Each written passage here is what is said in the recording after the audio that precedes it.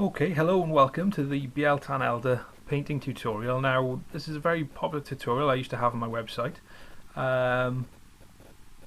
This was a picture tutorial, so I thought why not do this in video, because I get a lot of questions about how you actually apply the paint. So what we're going to do is we're going to start off with the dark areas. So we've got the helmet, which is the darkest part. Now that's going to be based in snot green. And the reason I'm going to do that first is because if we do that last and we get that on the white, it's a little bit more difficult to fix. So if we do that first, any mistakes we do get on the white, the astronomical grey will cover up quite nicely for us, okay? So we're going to go ahead and we're just going to take the snot green again. Now this is thinned down, so it may not necessarily cover fantastically with just one coat, but that's okay. We'll go back in and we'll do it again.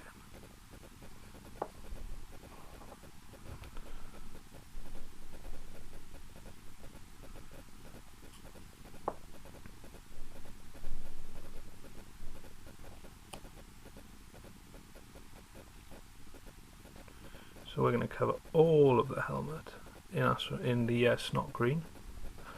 And you can see it is quite thin, the coverage isn't great. But we don't want to slop it on too thick. So if we put it on too thick and we get paint that pools, it'll make it a lot harder to get a nice finish. Now you can see there I've actually gone onto the face mask a little bit. Now the face mask on the Biel Tan is white, so it's going to be a lot easier to fix that with the astronomical grey. If I'd done this the other way around, that would be white and I would have ruined the paint job there.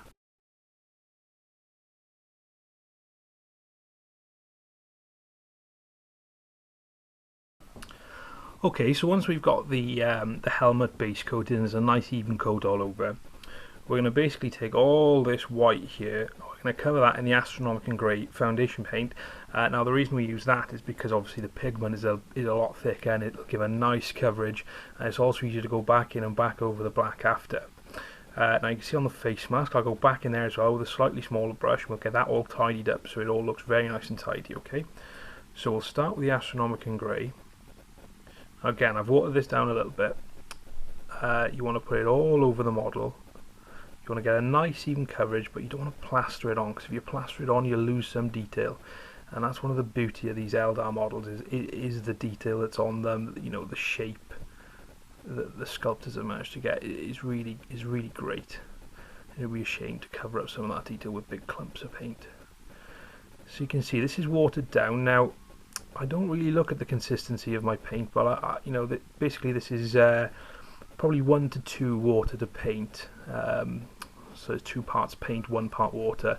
It makes it nice and smooth, and it runs over nicely as well. I don't think there's need to dilute it any more than that. And you can see this one's got a hole in the chest. The figure we're using, these are the Eldar Guardians, which is, they come in a box of 4 and they're the snap together ones. So I'm just going to carry on now and I'm going to get this completely covered in the astronomical grey. Okay, so nice big strokes where we can. We don't want blotchy paint because we've been dabbing at it.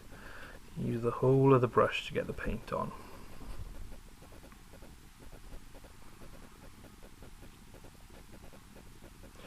It's important then that we make sure we get absolutely every bit, all the little creases and all the little nooks behind it as well. If you can't get there with a bigger brush, don't panic. You can always go back in with a smaller one later. Like I said, I'm going to do that on the face mask. And there's no shame doing it anywhere else if you feel you need to. And of course the smaller brushes then come in handy when you're painting details. Although the important part with brushes is, of course, that they keep their point nicely. Because if they don't keep their point, then you can have the smallest brush in the world, but if it's fishtailed, which is when the point of the brush splits in two, you can be putting your little fine detail in completely the wrong place.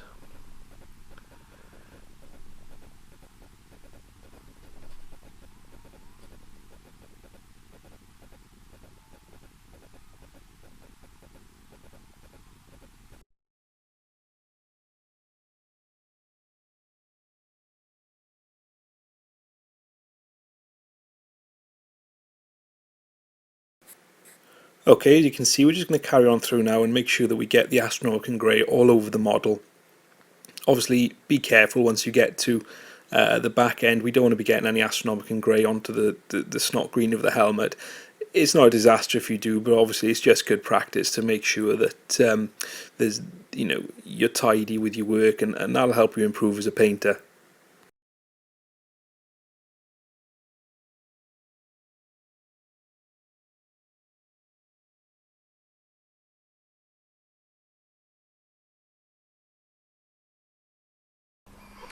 Okay, so I said I was going to come back in on this face mask, and I'm going to do that now, and I'm going to be very careful with where I put the paint. Again, I'm using a much smaller brush and making sure that I don't lose that fine point, so I can keep the shape of the mask.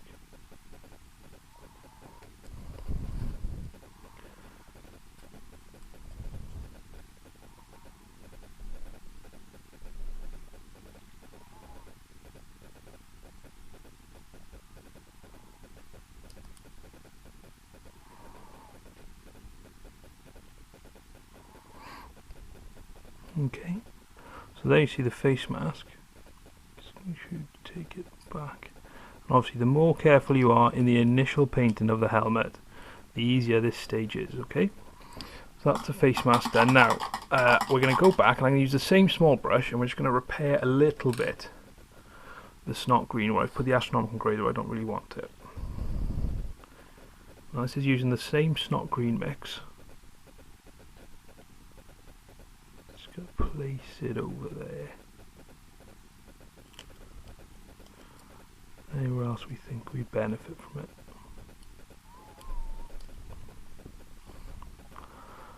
Okay. If you look at the face mask, these two areas here where I've overspilt a little bit, just going to touch those up, taking my time.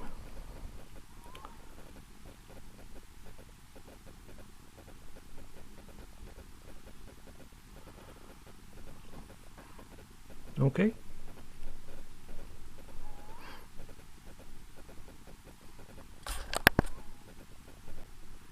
Okay, once we've got the base coat and we've got a nice even coverage all over the model, I'm now going to go in with Bad Black, and I'm going to wash the entire thing. So I'll be the helmet and the torso, the legs, the backpack, and I'll tie the whole model together and give it that a little bit of a darker feel.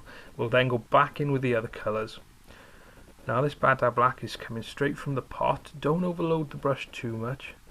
You just want to make sure you wash everything and that you don't leave anything to chance. Don't worry if it pools on the top plates in this instance, because with this model that's not a problem. We don't mind that on this model because we're going to be going back in and painting over that. Make sure we really get it into the nooks, and the backs of the knees, things like that on this model, because that's where the shadows are going to be.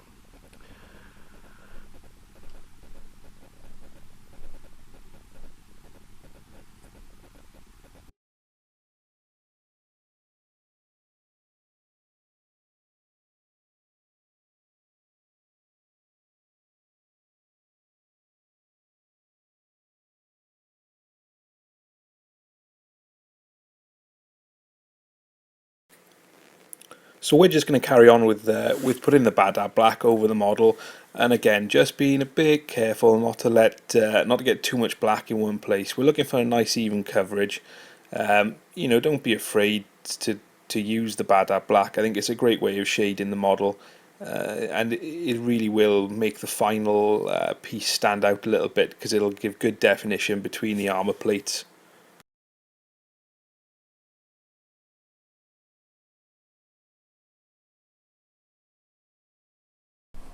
Okay, so once the wash is dried, we've now got a very dark grey tinge on or shade on the Guardian. So what we're going to do now is we're going to go back in and we're going to pick up these plates with the astronomical grey, but we're going to leave the dark in the recesses, in the shadows, and that'll give us a nice contrast. Okay, so I'm going to be using again a smaller brush. Now this astronomical grey mix is going to be a little bit, it's still the 2-part paint to 1-part water, just to make sure that it's thick enough and coverage. And that's the great thing about the foundation paint. is the coverage they give. So we're just going to go along and we're going to fill in all the raised plates.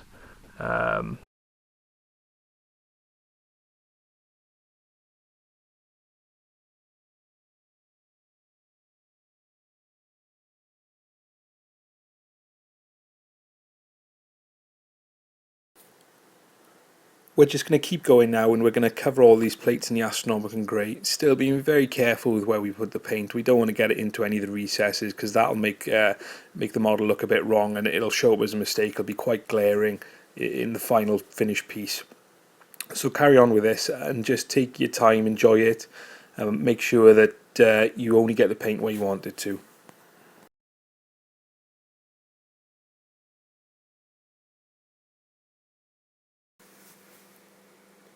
You can see I'm using a smaller brush than I have been previously. This is a Winsor & Newton Series 7 000 brush, which is the smallest brush they do. It's really good for these small tasks because you can get enough paint on the brush that you need. You can get in there, you don't have to be splodging paint everywhere. It's a good quality brush, it keeps its tip well, and I'd really recommend, if you're serious about your painting, invest in some good brushes, look after them, you won't regret it, they will last you a very long time.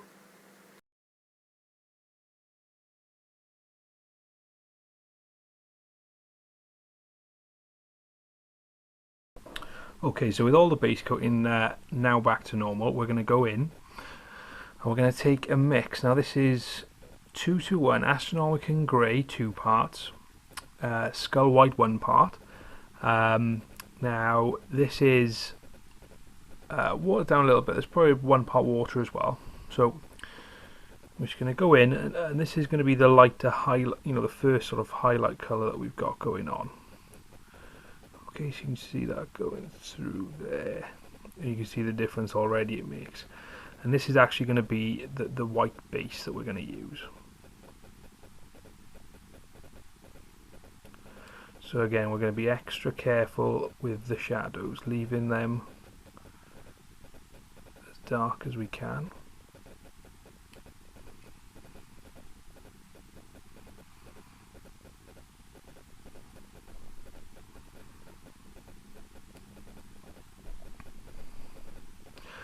Okay, so you can see straight away you've got that brighter bit in there, in comparison to the rest of the model.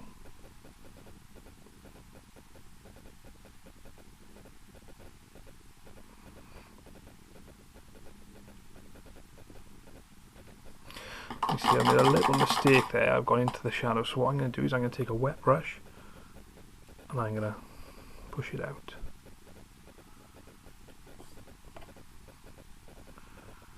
I'm going to push that out to the shadow. There we are. We've saved just in time. Now of course you need to do that as well. So that part's wet now. Don't put paint back on that. So we'll go back to that a little bit later.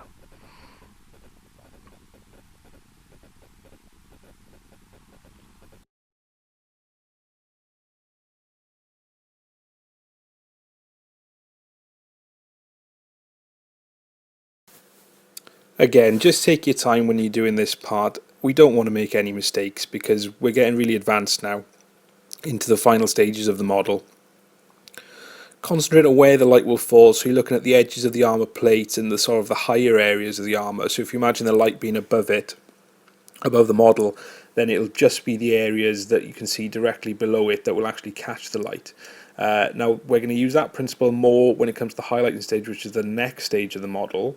For this stage, we're just going to make sure that we get it as best we can. Now, for instance, you can see here with the knee, with this section, we're not going to paint the underneath of the knee because that'll give it a nice little bit of shadow and it'll blend into it nicely. So we get a sort of false blend in there, which will really look good on the final model.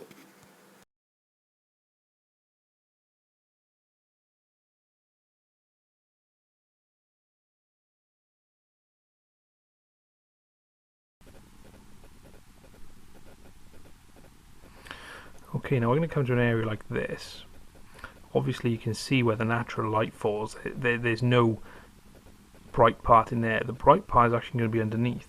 So what we're going to do is we're going to start at the bottom of the shin. And just work our way up.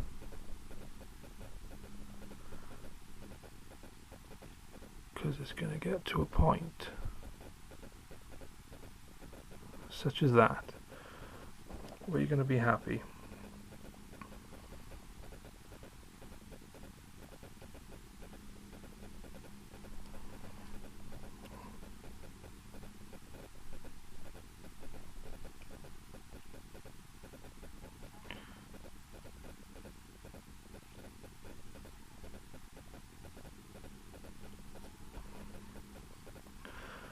So there you can see the legs really starting to take shape now. So I'm going to go ahead and do this for the rest of the model. Obviously going to be very careful around here because of the gem, and working our way through the backpack. Okay, so we've now covered the entire model with the mix of astronomical grey and skull white. And basically as you turn around you can see where I've left the shadows in, and I've also sort of worked where the arm, the arm and the gun are going to be. You can see I've left the abdominal area there a little bit darker. Similarly, where the arm's going to glue in, it's obviously darker down there because it's going to have the shadow in there. Okay, so moving forward, what we're going to do now is we're going to probably look at putting in a little white line highlight. Now this is just going to be along the edges, so we're going to be looking at just in there, we'll be looking at around there, just down there, maybe something along there. And we're going to use this quite sparingly because that's what's going to give the image the pop that it needs. Okay, and after that we'll go in and we'll do all the details. So we'll be doing the soul gem and the eyes, and obviously I'll show you to do the weapon and everything else as well. Okay. Okay, so here we go with the extreme highlight with the skull white. Now I'm using a Winsor & Newton 000. So it's the smallest brush they do. And I'm going to put this very sparingly onto the model, as thinly as I can. So you can just see there, you can give that a little bit of extra pop.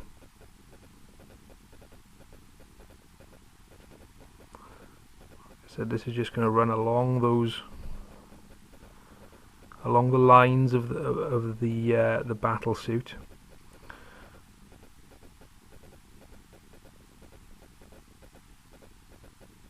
Going to be very, very sparing.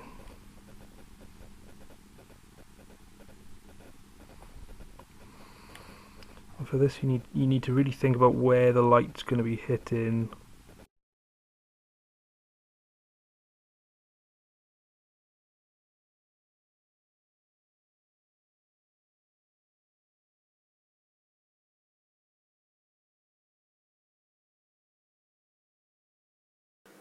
So you just want to carry on through now and get all the raised areas. It's quite easy. You can use the side of the brush in some instances. Otherwise, just be very careful with your strokes.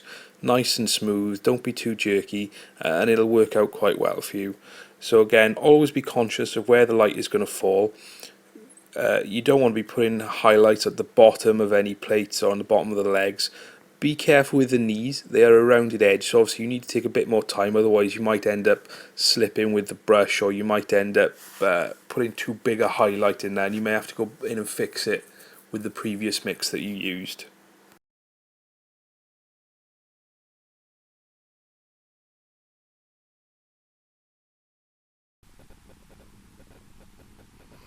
Okay, when you get to this point, it's entirely up to you how you want to do it. I'm probably going to go on and do some more extreme highlighting. I'll probably put some on the feet and the bottom of the boots, possibly on the arm there as well, and then working around just on the plates, making sure that they've got a nice, contrasting part on there to make them a little bit more interesting. Otherwise, it can get a little bit boring. Okay, so I'm just going to go on ahead and finish this highlighting, and then you'll see how far I've gone at the end of the video.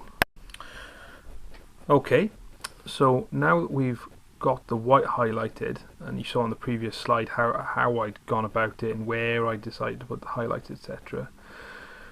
We just want to get this get the helmet highlighted a little bit, and for that we're going to do exactly the same, but I'm going to use Scorpion Green, and we're going to do a line highlight down the visor, a little bit on the mouth, and we're going to pick up these raised areas as well. Okay, so we're just going to go in and gently highlight that up.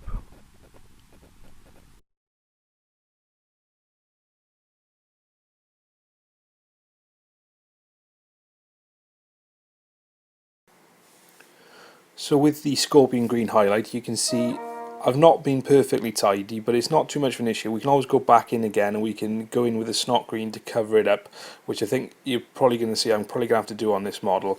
It's not too hard to do, it's very simple, so don't worry about getting that crisp line too much on the helmet. Just do your damnedest to make sure you don't get it on the white part of the faceplate.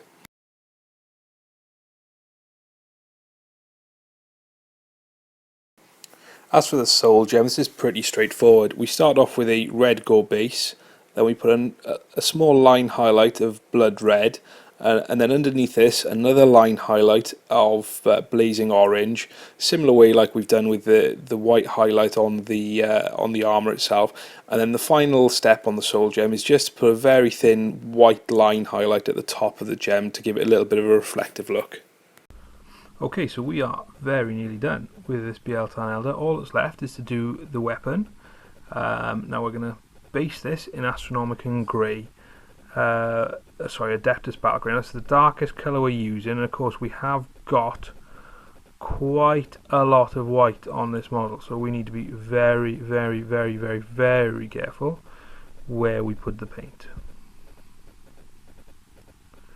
Now, on the Games Workshop website, you'll see that the Eldar weapons, these catapults, have actually got a coloured insert on them. But this one, I'm going to keep this one dark because I think in the grim darkness of the far future, where there is only war, I'm not so sure you're going to have bright coloured elastic bands on your slingshots. So, or your catapults, I should say. So, we're just going to go through here. We're going to give us a nice liberal coating of Adeptus Battle Grey, both sides of course. Again, you don't want to put it on too thick because otherwise you're going to have big clumps of paint which are going to look rather unsightly, and if you manage to get the white spot on, the last thing you want to do is ruin it by having a very bad looking weapon. So I've already done that gem on there exactly the same way as I've done the gems on the warrior himself. I'm going to come back in here. You can see on this side, you just need to cover the top really on the back side, mainly because you're not going to see it. It's going to be tight up against the warrior as he clutches it, ready to fight for the Eldar cause. Okay, so I'm going to go ahead and finish this, and I will be back shortly with the next stage. Okay, the last part of this tutorial I want to show you. Now basically what I've done is I've painted the gun in the Adeptus Battle Grey. I've given it a Badab black wash, and then what I'm going to do is I'm going to just line highlight it, and I'm going to go back in with the Adeptus Battle Grey. I just wanted to show you this last step, and what I'm going to do is basically I'm just going to catch the raised edges of this, and I'm going to make the extreme highlight that way, because you can do it by painting it on and trying to follow the contours, but that makes it very, very hard indeed. Now,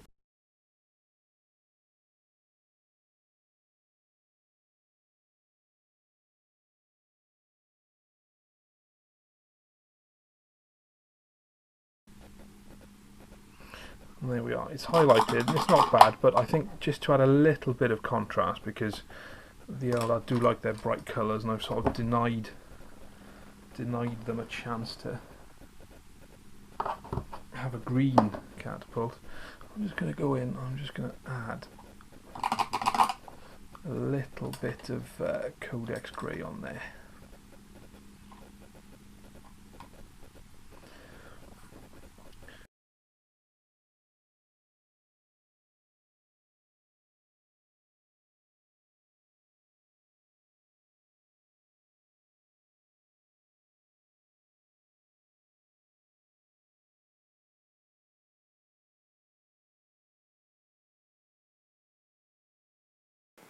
So here we have the final piece. One thing just to note, I've gone back in with the eyes, and I've done these in a red go and with a blood red highlight just to finish it off. I hope you've enjoyed the tutorial. If you did, please rate, comment and subscribe. I'd be happy to hear any feedback that you've got. Thank you very much.